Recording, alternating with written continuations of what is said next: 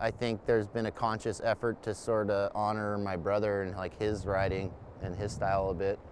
Because yeah, it was definitely like a shift when he died, and kind of how I kind of tried.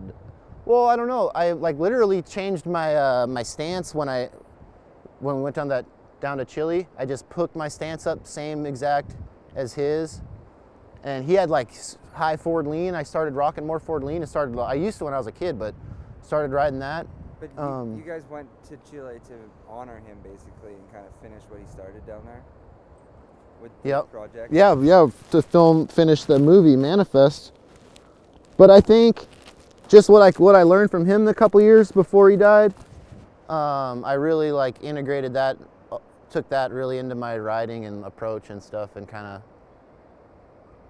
I think we always rode pretty similar, but and like similar eye for terrain, but I definitely put, I think, a little more of a conscious effort to sort of, because I mean, I wanted to see what he would have done snowboarding, so I was kind of trying to emulate him in a way with however I could in my riding, and so more like a gift back to him or whatever, to honor him. Maybe those tricks that would have never been done will get done by you now. It's like yeah, and like all that stuff, like he was pretty lined up to go. I mean, he'd already been going to Alaska for a few years, you know, and was pretty much primed to like really kill it up there. And then you had never gone until you filmed that absence part?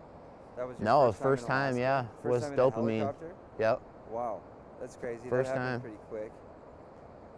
So Yeah, first time.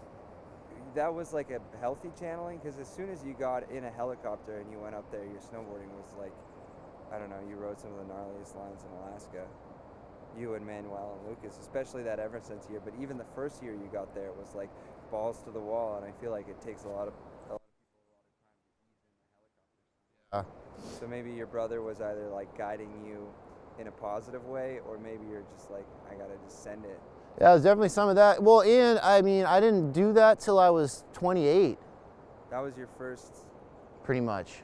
First time heliing and stuff, 28, maybe even 29, 28.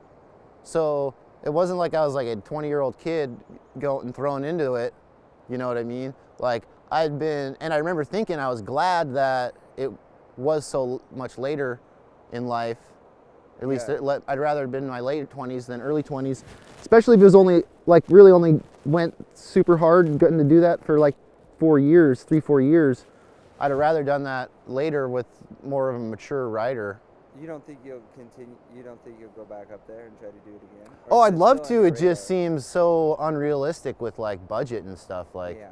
I mean, had decent budgets, but I was still, I mean, I don't think there's any other rider that I know of or spoken with who, as far as like the ratio of their budget that they put in the heli, you know, like most people would like be like, oh, I'm capping it, you know, I'm done. Yeah. And they're like buying houses and shit and like cutting their season short because they didn't want to spend as much in heli. And then I was just like pretty much fully committed to like, fuck it, I don't really care.